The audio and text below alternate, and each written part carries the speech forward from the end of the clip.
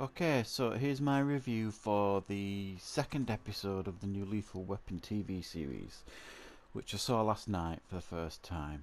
The episode's called Surf and Turf, and it is the second episode in the brand new show. Now, if you've seen my previous video, I reviewed the pilot of the new TV series for Lethal Weapon, and I thought the first episode was okay, if you like. Um, it wasn't as bad as I expected it to be, but I felt as though they'd kind of rushed it. So I wasn't particularly looking forward to episode 2, but I thought I'll persevere and see if it improves, and I'm glad to report that I do think episode 2 is a slight improvement on the pilot. Um, it all feels a little bit more settled in the second episode. They all feel a bit more comfortable in what they're doing.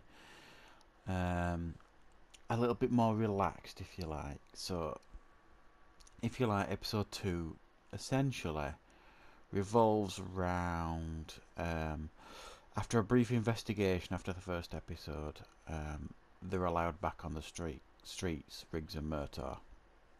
And the first case they're assigned seems to be like a simple noise disturbance. And when they get to the noise disturbance, which is like a party, there's actually a hitman tries to assassinate one of the people at the party.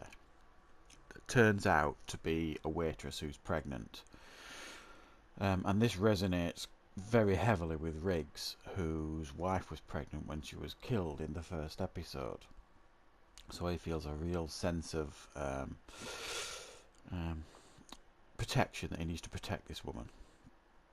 And that's essentially where the episode is, really. I'm not going to spoil any more. But that's what the episode revolves around. And like I said, it just felt a tighter episode than the first one. It made sense, it rolled, there was action in it. It was good action, it wasn't as explosive and as unbelievable as the first episode. And they all felt a bit more comfortable in the characters. My only niggle really is the guy that plays Riggs. He blows hot and cold. Sometimes he's fine. Usually when he's doing the sensitive type stuff. But when he tries to inject like the Gibson humour that Gibson did in the Lethal Weapon movies, he's kind of missing the mark, and he needs to just chill out a little bit with it. Damon Wayans, I think, is fine as Murtaugh, but he's 56 now, so he's got much more experience than the guy playing Riggs.